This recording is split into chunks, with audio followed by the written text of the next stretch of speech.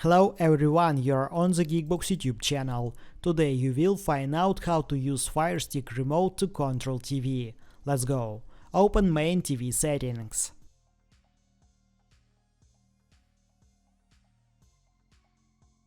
Turn on HDMI CEC.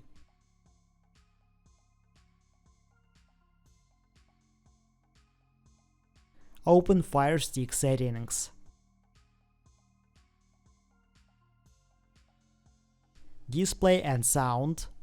Turn on HDMI CEC.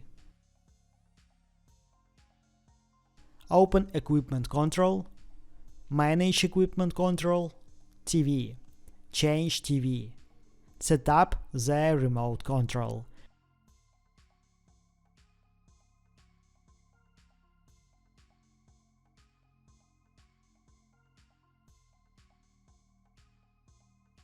Now you can control the sound and the power button.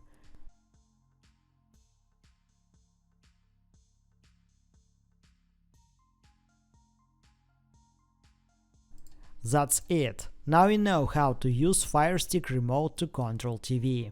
Thanks for watching, please like and subscribe to the channel. Good luck and see you soon.